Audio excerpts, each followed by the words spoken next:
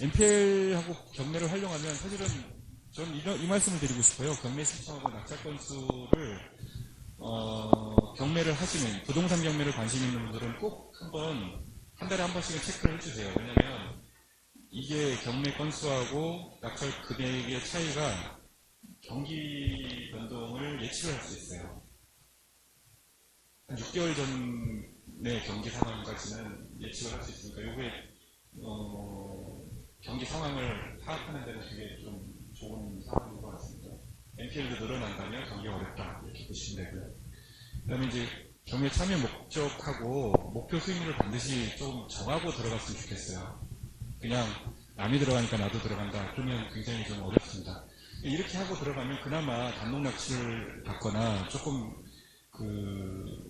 못 보던 선순위나 아니면 인수할 금액이 있어도 크게 위험이 없는데 많은 분들이 보면 그냥 부안해동에서 입찰을 보는 현장에 가서 그러다 보니까 실수도 많이 하죠. 공을 하나 더 쓰거나 아니면 위임장을 떼놓고 넣거나 이런 경우도 왕왕 있습니다. 미리 그냥 내가 계산한 거에서 낙찰을 못 받으면 내 거 아니다 라고 생각하고 편하게 가시는 게, 왜냐하면 부동산 많습니다. 1년에 한 20만 건 나오는데 이거 없으면 안 된다 그거 아니잖아요. 그러니까 꼭 요거는 좀 여러분들이 좀 공부를 하더라도 딱 명확하게 이건 하고 들어가시면 되겠어요. 그리고 경매가 장점이 있어요. 다양한 물건, 저희 같은 경우 공장, 상가, 전답, 모텔, 병원, 우리나라에 있는 부동산은 다 취득하거든요. 최근에 글램핑장까지 나오고 골프장. 그러다 보면 이 평생 재테크를 할 수 있는 가장 좋은 수단이라고 저는 생각이 듭니다. 경매를 좀 하셔야 되고.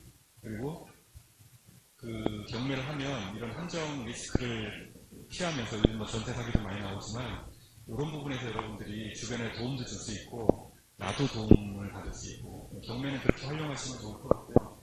NPL은 아까 처분 방식을 통해서 안정적 소유권 취득할 수 있으니까 필요하다면 NPL 방식으로 처분 방식으로 해서 물건을 한번 매입해보는 게 어떨까라는 생각이 들고요.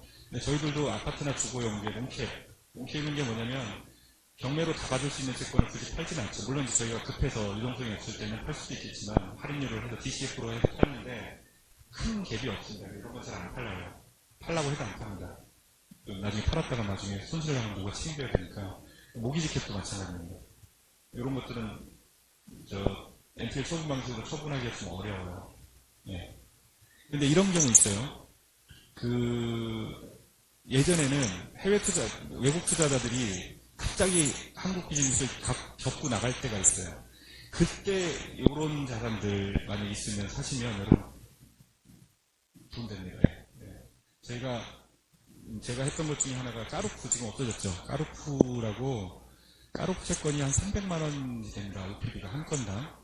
근데 그거를 해보니까 일반 금융채권은 사람들이 나도 돈 구경도 못하고 나도 채무자가 됐어 라는데 까루프는 내가 산 물건 매일 보잖아요.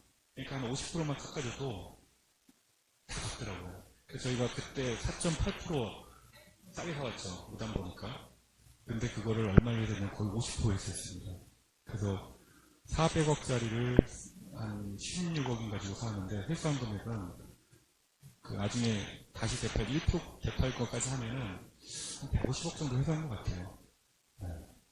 네, 그런 케이스가 있다는 것도 좀 알아두시고요.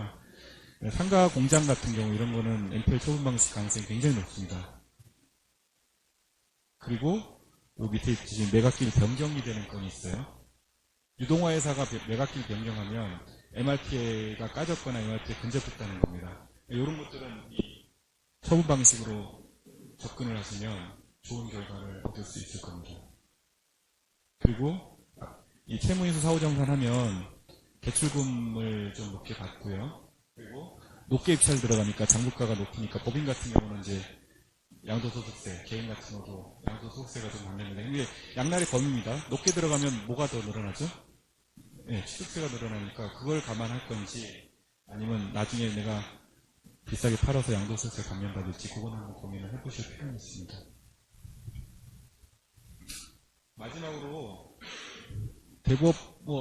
대부 회사 갖고 계신 분도 계신데 짧게 설명드리겠습니다. 대부를 하면 좋은 게 채권 양수를 받을 수 있으니까 하는데 대부업법이 개정돼서 대부업으로 등록된 법인만 할 수 있고요.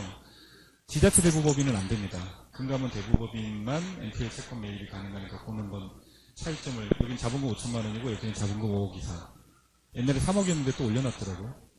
그래서 자본총계라는 게 무슨 의미냐면 내가 지금 기업을 갖고 있는 사람이 대부로 바꿀 수 있잖아요. 근데 장사가 안 돼갖고 자본금이 5억이 까졌어요. 손실이 나서. 그러면 더 채워야 됩니다. 5억을 채우면 자기 자본 10배까지 매입 가능합니다. 그러면 자본금이 5억이면 50억까지는 채권 매입이 가능한 상황이니까. 그리고 이 채권액이 10억이 넘으면, 자산이 10억이 넘으면, 이것도 굉장히 어렵더라고요. 보호감신 선임을 해서 그냥 고정비가 계속 나가야 되는 부분도 있고요. 방법은 여러 개 대부회사를 만들면 되는데, 이제 이 대부금융협회 가입도 해야 되고, 신용회복위원회도 가입해야 되고, 시청전문 가입도 해야 되고요. 그리고 6교 1년에 온라인 교육도 받아야 되고요. 집합교육도 받아야 됩니다. 저희들 개인적으로 법이 좀 너무 어렵게 되어 있다는 부분이 있고, 3+3년 보증보험이나 대부협회 금융 공제조합도 꼭 가입해야 합니다. 그게 있어야 사업자 등록을 낼 수 있습니다. 대부업 등록 허가증 발급에는 예전에 한두 달 걸렸는데 요즘은 또 많이들 하시더라고요. 그래서 한 3-4개월 조금 시간이, 갑자기 채권 매입해야 되는데 한 달 안에 대부업 만들어서 하겠다. 좀 어렵더라고요. 요즘에 3-4개월 정도 걸리니까 감안해서 하시면 되고, 대부 중개업, 채권 매입 및 추심업 3가지가 있는데, 저는 사실은 3가지 다 했으면 좋겠어요. 그 금액이 조금 차이 납니다. 하나하나 체크할 때마다 10만 원이가 더 내는데, 대부업도 할 수 있고 중개업도 할 수 있으니까, 꼭 채권 매입 및 추심업. 근데, 이거는 한 건만 하고 끝낼 거다, 대부를. 그러면 굳이 저거 할 필요는 없겠죠. 이거 하시면 되고. 근데 이제, 여기 주주 구성을 보는데, 사업자 등록 내줄 때요. 신용불량자 또는 5년 이내 형사처벌받은 폭력 있는 경우에 채무자한테 가서 폭력 행사할까봐. 근데 이제 안 되는 건 아니고요. 지분을 10% 이하로 이렇게 구성하면 허가는 내주는 게 돼 있고, 임원 직원 같은 경우는 범죄 사실 증거 확인을 꼭 해서 제출을 해야 대부업 허가가 나옵니다.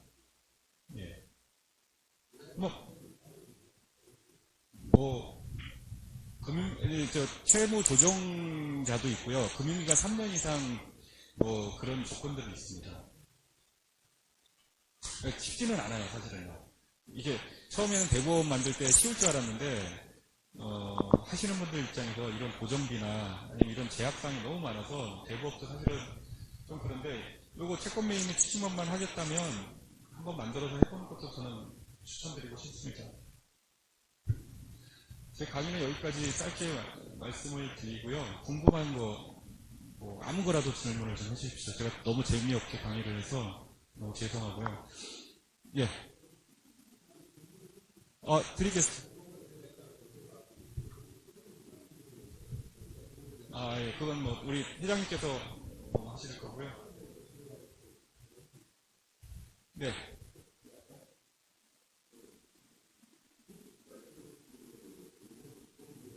정산 조건부.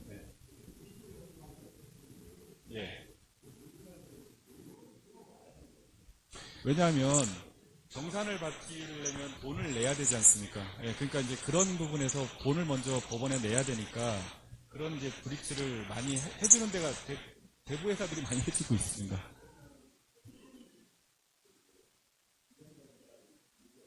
아니죠. 그 계약서 가지고 가고요. 3자 계약을 합니다. 이제 유동화회사, 대부회사, 그다음에 돈 빌리는 분 3분 해서 나중에 대부회사가 이제 유동화회사가 배당을 받으면 돈을 안 돌려주지는 않지 않습니까? 공신력이 있는 그래도 회사들이다 보니까 이 채무인식 계약이 돼 있구나 그러면 이제 대부회사에서 필요한 금액들을 돌려주고요. 왜 그게 쓸 수밖에 있어도 쓰라고 저희가 지금 하는 게, 법인 같은 경우에는 브릿지론을 받으면 채무 면제이익이라고 해서 세금을 내야 되거든요.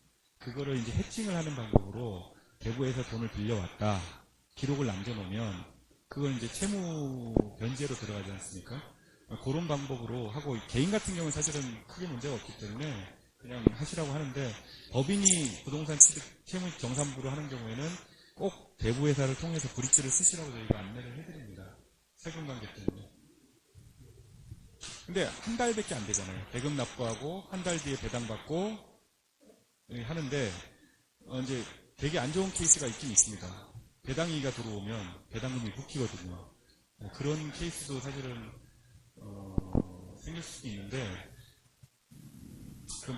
뭐 케이스 바이 케이스니까 뭐라고 말씀드리기 좀 그렇습니다. 근데 어쨌든 이 방식은 대출금을 많이 받고 그다음에 운영자금까지도 받을 수 있는 아주 좋은 방법이다. 그리고 불법이 아니고 민사집행법의 그런 제도하고 그다음에 그 민법의 규정대로 하고 있는 거다라고 이해하시면 될 것 같습니다. 여러분들은 걱정할 필요는 없어요. 이렇게 계약해서 부동산 취득하고 대출금 받아서 운영자금 받아서 운영하시면 되니까. 근데 이제 실무자들 입장에서 보면 굉장히 좀 난해하고 어렵죠. 네. 또 궁금하신 거 없어요? 예.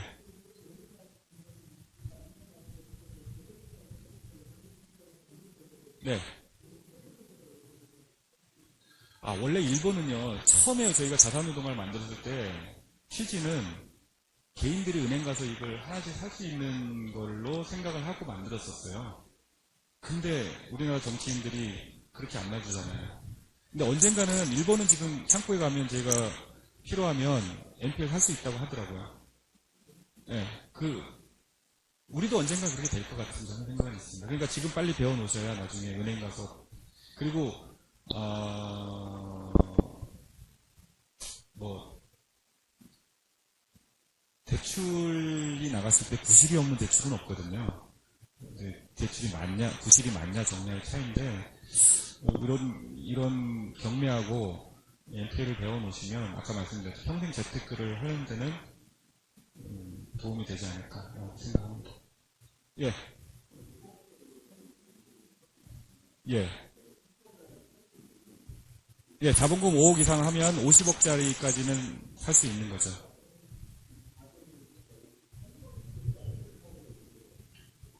아까 플레이어들, 아까 제가 그냥 넘어갔는데, 보시면, 유동화회사, 아까 말씀드렸죠? 코랑콘 아니고요. 제가 여기 있는데,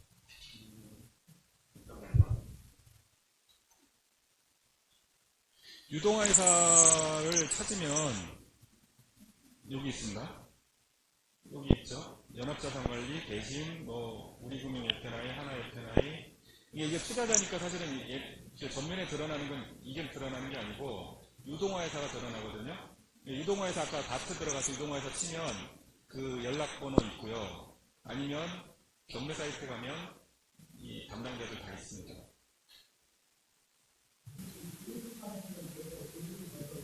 예. 개인간 거래 합니다.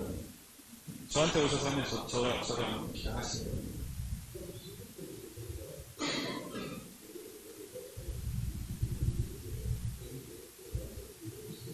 아까 중개하신 분들이요. 그 AM들, 이제 저희가 AM이라고 하거든요. 그 일을 하는 사람들하고 커넥션이 있으면 그 친구들 가려운 데를 긁어주시면 되죠. 매수인을 찾아주시면 됩니다. 그럼 중개 수수료를 10만원 2% 계약 금액에 보통은 0.91%를 받을 수 있거든요. 부담 없이 해줄 수 있는 거기 때문에 양쪽으로 수수료 받으시면 되잖아요. 네. 이 업무를 지금 하는 분들이 굉장히 많죠. 우리 김 대표님도 하고 계시고, 수수료가 작지 않습니다, 여러분. 예. 네.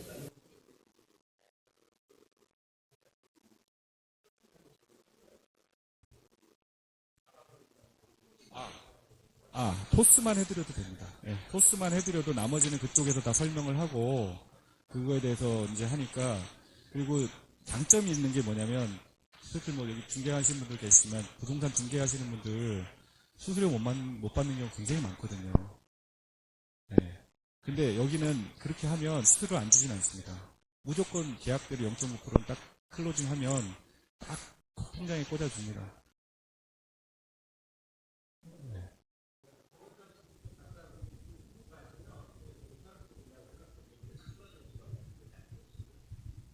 지금까지 고생해주신 우리 이석규 의원님께 박수 부탁드리겠습니다. 네. 짤막하게 그 대부업을 저는 현재 지금 하고 있거든요. 근데 초창기 할 때 3억 원은 지금 5억으로 인상이 됐어요. 그리고 또 하나는 뭐냐면은 대부업을 하시려는 분들은 잘 들으세요. 그 예전에는 겸업이 됐습니다. 겸업이 안 돼요. 그 다음에 예전에는 그 지산도 안 됐어요. 요즘엔 지산도 돼요. 대부업 사업장이. 그리고 사업장이 하나만 해야 돼요. 만약에 A라는 회사가 있고 대부업을 다시 신규로 발급하는데 안 됩니다. 먼저 발급됐던 거는 상관이 없어요. 그러니까 그런 것도 잘 이해하시고, 그 다음에 지금 4번군 5억 올라갔고, 그 다음에 실질적으로 있으면 좋지만, 전문적으로 저 같은 경우에는 뭐 진행을 하게 되면 되지만, 없으면 아까 우리 께서 말씀하신 대로 세무인수 사후정산부로 해가지고 진행해도 괜찮아요. 그러니까 굳이 이제 우리 교수님께서 이제 진행을 해서 좋다고 하는데, 제 개인적인 생각으로 볼 때는 돈 들여서 그 5억 들어가지고 하는 것보다는 공부도 하셔가지고 세무인수부터 배운 다음에 나중에 정말 이걸 업으로 좀 생각을 하실 때 하게 되면은 그때 이제 금감원에 허가받은 업체로 등록하시는 게 바람직할 것 같고요. 그 다음에 오늘 이제 그 강의를 하셨는데, 실질적으로 실무 부분은 제가 이제 전문가거든요. 그래서 추후에 별도로 제가 강의를 한번 할게요. 이제 부영회 회장이니까 별도로 이렇게 모셔가지고 강의할 때 잡아가지고 한번 해줄 때, 실무적으로 만약에 아까 그 룸이라고 잠깐 얘기했는데, 룸이라고 지금 잘 모르시니까, 돈 남은 거, 우리가 돈 투자했는데 뒤에 남는 금액, 이게 이제 룸이라고 표현하는 것도 있고, 여러 가지 이제 실무적인 거에서도 나오는 부분도 있거든요. 그러니까 제가 컨설팅을 하고 대부업을 해가지고 진행했던 세무적 계약들을 한번 적나라하게 한번 안내를 해드릴 테니까요. 그때 보시면 충분히 이해 갈 겁니다. 그래서 이 자료는 제가 이제 우리 이석규 교수한테 한번 먼저 드리고 다시 또 이제 한 거기 때문에, 자료를 원하시면은 여기는 제 명함이 있고요. 제가 전화번호 하나 적어드릴 테니까 문자 주시면 이메일로 제가 다 송부해 드릴게요. 그렇게 해서 자료를 받아가지고 나중에는 사진을 좀 계속 찍으시는데 좀 안 찍고 했으면 좋겠습니다. 자, 그리고 이분은 여기 장모보쌈이라고 좀만 걸어가면 있거든요. 다들 참석하셔가지고 25명 예약해놨습니다. 그래서 같이 드시고 술도 한잔 하시면서, 그때 또 궁금한 거 있으시면 교수님한테 옆에 가서 술 한잔 따라드리면서 좀 여쭤보시기 바라겠습니다. 자, 감사합니다. 사진 촬영 하나 있어요. 사진 촬영 저쪽에 사진 촬영. 네.